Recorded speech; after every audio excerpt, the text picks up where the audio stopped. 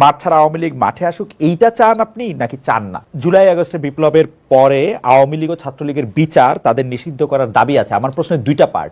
একটা পার্ট হচ্ছে আওয়ামী লীগের যারা ধরাছোঁয়ার বাইরে থাকলো, মানে সাবেক প্রধানমন্ত্রীকে পালিয়ে যেতে দেওয়া, এটা আসলে হয়তো রক্তপাত না করতে চাওয়া বা অন্য অনেক কিছুর উপর ডিপেন্ড করে, আপনি এটা নিয়ে বলতে পারবেন। এবং যারা এখন আত্মগোপনে আছেন, লুকিয়ে আছেন, তারা কি আসলে কেউ সরকারের আনুকূল্য পাচ্ছেন বা পাচ্ছেন না, মানে এখানে কোনো পিক এন্ড চুজ আছে কিনা ছাত্রলীগ আওয়ামী লীগের ক্ষেত্রে? এটা হচ্ছে এক নম্বর প্রশ্ন। দুই নম্বর প্রশ্ন হচ্ছে যে আওয়ামী লীগকে কিন্তু নিষিদ্ধের দাবিও আছে। মির্জা ফখরুল ইসলাম আলমগীর, মানে বিএনপির যিনি মহাসচিব, তিনি কিন্তু আবার বলতে চান যে আওয়ামী লীগ নিষিদ্ধ হলে, ভোটে না এলে গণতন্ত্র চর্চা পূর্ণতা পাবে না, মাঠ ছাড়া আওয়ামী লীগ মাঠে আসুক। এইটা চান আপনি নাকি চান না? দুইটা ভাগে প্রশ্নটা বিভক্ত, যে আওয়ামী লীগের কাকে ধরা হবে কাকে ছাড়া হবে এটার ক্ষেত্রে কোনো পিক এন্ড চুজ আছে কিনা। দুই হচ্ছে আওয়ামী লীগকে নিষিদ্ধ করা হোক, এরকম আপনি চান কিনা?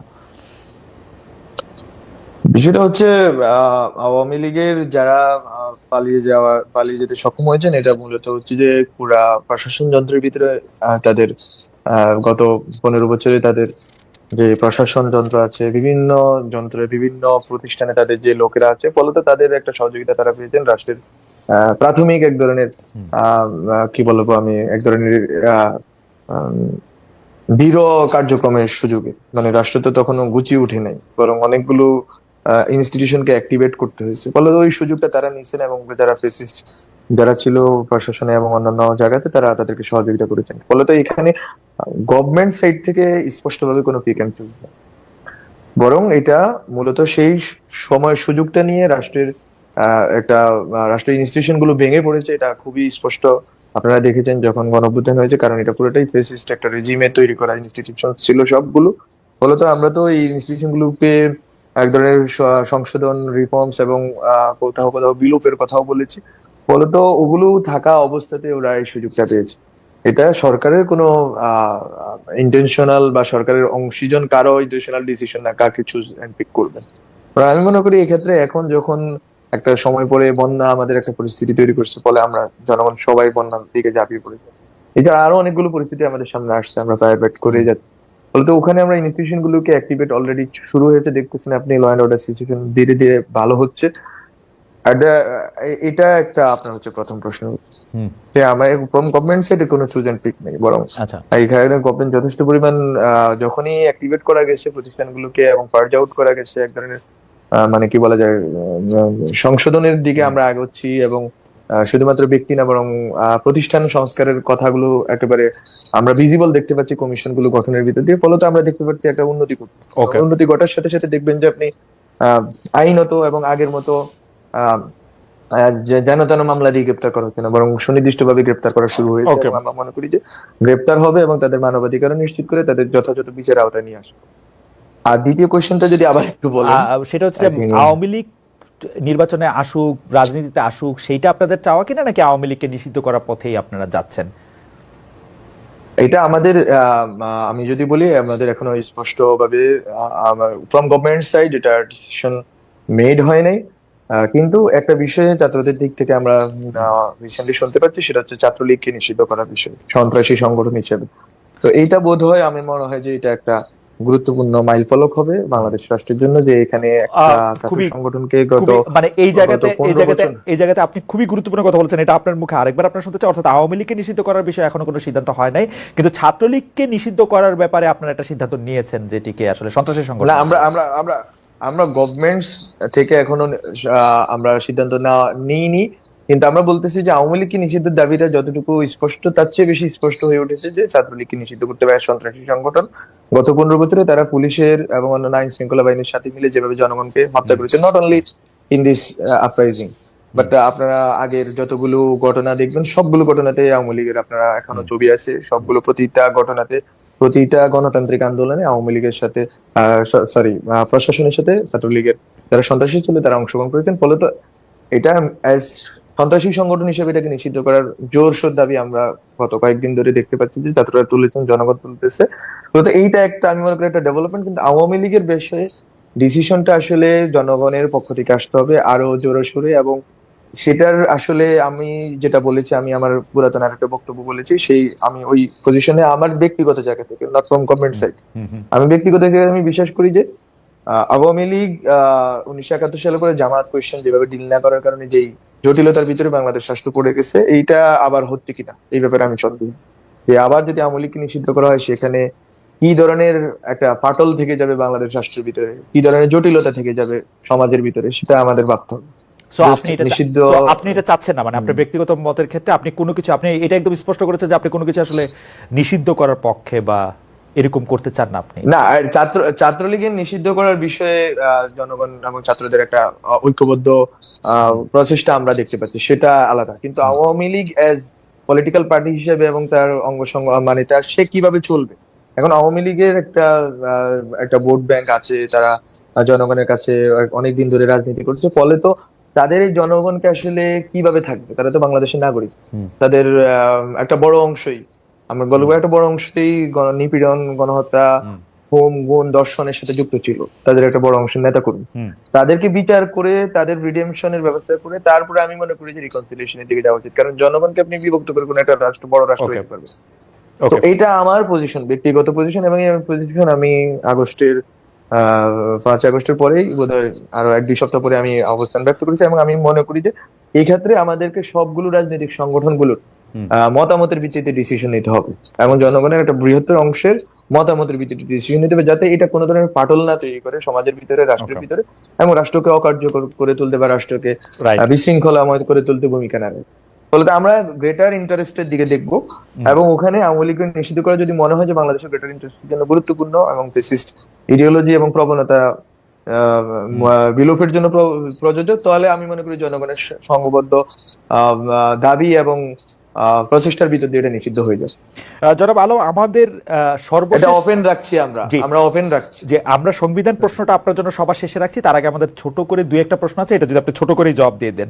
সেটা হচ্ছে যে প্রধান উপদেষ্টাকে কটূক্তি করার অভিযোগে মামলা, প্রধান উপদেষ্টার প্রশংসাসূচক সচিত্র অ্যাসাইনমেন্ট করতে হচ্ছে স্কুলে।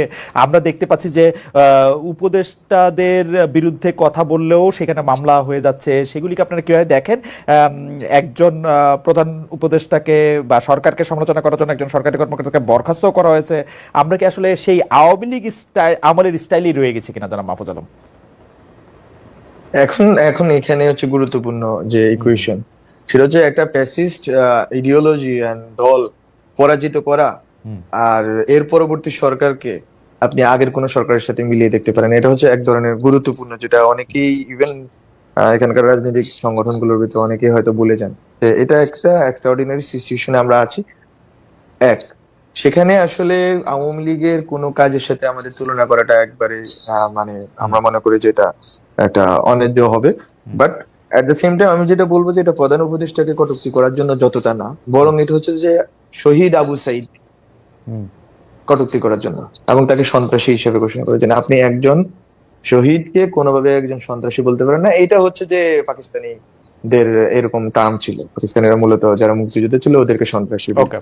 তো মূলত ওরা পাকিস্তানিদের হানাদারদের কথার মতো কথা বলতেছে। তো আমি মনে করি এটা গণ-অভ্যুত্থান পরবর্তী সরকারের কাছে সবচেয়ে গুরুত্বপূর্ণ হচ্ছে এই 1500 শহীদ, প্রত্যেকজন শহীদ আমাদের কাছে গুরুত্বপূর্ণ। একজন শহীদের প্রতি কটূক্তি, এটা আমাদের পুরা রাষ্ট্রকল্পের বিরুদ্ধে আমি মনে করি ষড়যন্ত্র এবং কটূক্তি। তো এটাকে খুব খাটো করে দেখার কোনো সুযোগ নেই।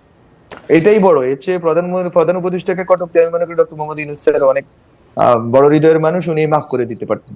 কিন্তু when it comes to the Shahid, I think এটা ইটস ট্রেমেন্ডাস। আচ্ছা, এটা অন্য জিনিস। এটাকে আপনি কোন আওয়ামী লীগের কোনো কিছুর সাথেই তুলনা করতে পারেন না, বরং আপনি তুলনা করতে পারেন, যদি তুলনা করতে চান 71-এর পরে যদি কোনো রাজাকার বা 71-এর পরে যদি কেউ থাকতো, তাহলে আপনি যেভাবে তুলনা করতেন আপনি ওটার সাথে। সেনাবাহিনীর ভূমিকাটা আপনি একটা হিস্টোরিয়ান হিসাবে সেটাকে আসলে কত দিবেন? মানে অনেক বেশি দিবেন, সেনাবাহিনীর কারণেই এটা হয়েছে, সেনাবাহিনী আমাদের অনেক সাহায্য করছে, সেনাবাহিনীর একটা বড় ভূমিকা ছিল, আপনি সেই ভূমিকাটা আসলে কিভাবে দেখেন? সেনাবাহিনীর ভূমিকাটা আসলে সেনাবাহিনীর প্রথম 3 আগস্ট দুপুরে যেই বৈঠক হয়েছে, ওই বৈঠকে একটা ভূমিকা আমরা দেখতে পাচ্ছিলাম যে ওনারা গুলি করবেন না, এটা একটা ভূমিকা। এছাড়া পরবর্তী 4 তারিখ সন্ধ্যায় কারফিউ জারি হয়েছে, বা 4 তারিখ 5 তারিখের ঘটনার সময় আমরা দেখছি যে একটা সেনানিবাস, ধরেন যদি কুমিল্লার বলি আর ঢাকা শহরে সাভারে বলি, বিভিন্ন জায়গায় বিভিন্ন প্রতিক্রিয়া হচ্ছে, কোথাও গুলি চালানো হচ্ছে, কোথাও গুলি চালানো হচ্ছে। তো আমরা মনে করি না অ্যাজ হোল সেনাবাহিনী আমি জানি না এটা কতটুকু ইস্যু হবে, বাট অ্যাজ হোল সেনাবাহিনী হয়তো অংশগ্রহণ করেনি, কিন্তু সেনাবাহিনীর একটা বড় অংশে জনগণের প্রতি সংবেদনশীলতা দেখাইছে। এবং পরবর্তীতে 4 তারিখের পরে তো অবশ্যই সেনাবাহিনীর যারা নেতৃত্বে ছিলেন, যারা এখনো আছেন, তারা যথেষ্ট সংবেদনশীলতার পরিচয় দিয়েছে। কিন্তু আন্দোলনকালীন সময়ে 3 তারিখ 4 তারিখে জনগণকে গুলি করার প্রশ্নে তখন আসলে আমরা সেনাবাহিনীর যে বিশেষ করে মিড র্যাঙ্কের এবং লোয়ার র্যাঙ্কের যারা ছিলেন, ওরা আমি মনে করি যে ওরা জনগণের সাথে সংহতির জায়গাটা যথেষ্ট পরিমাণে অনুভব করেছিলেন এবং তারা তাদের ক্যাপাসিটিতে কাজ করছিলেন। কিন্তু যখন সেনাবাহিনী তো অর্ডার ভিত্তিক একটা সংগঠন, তো যখন ওনাদের সেন্ট্রাল থেকে অর্ডারটা এসেছে এবং যখন একটা সম্মতি তৈরি হয়েছে ওনাদের ভিতরে, তখন ওইটা হয়তো রিফ্লেক্টেড হয়েছে। অনেকেই বলে থাকেন যে আপনারা যে সরকার গঠন করেছেন সেটা কি আসলে বিপ্লবী সরকার, সেটা কি আসলে সাংবিধানিক সরকার? এই সরকারের মধ্যে আমি আসলে সেই তাত্ত্বিক আলোচনায় যাইতেছি না। আমি শুধু প্রশ্ন করতেছি যে এই সরকারে শেখ হাসিনা নিয়োগ করা রাষ্ট্রপতি এবং সেনাপ্রধান আপনাদেরকে সাহায্য করতেছে, আপনাদেরকে এটা রাখতে হচ্ছে, গিলতে হচ্ছে কি, মানে এটা যদি একটু ব্যাখ্যা করতেন যে মানে এই রাষ্ট্রপ্রধান এই সেনাপ্রধান আপনাদের সাহায্য করতেছেন, ভালো করতেছেন, খারাপ করতেছেন, এটা বা ইটস ওকে ওইটা করা।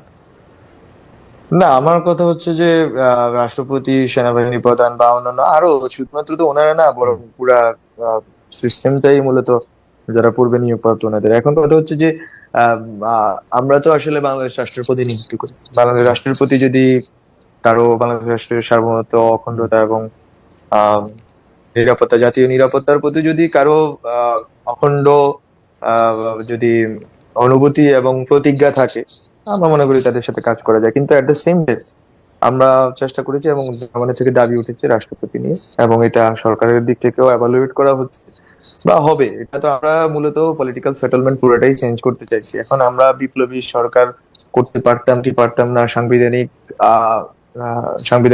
মানে কনস্টিটিউশনাল কন্টিনিউটির নামে আমরা হয়তো এটা রেখে দিলাম কিনা, অনেকগুলো কোয়েশ্চেন উঠবে। কিন্তু আসলে আমাদের জন্য ওই সময়ের ইমার্জেন্সি ওই সময়ের ইমার্জেন্সি ছিল বাংলাদেশ রাষ্ট্রের সার্বভৌমত্ব, জাতীয় নিরাপত্তা এবং অখণ্ডতা রক্ষা করা।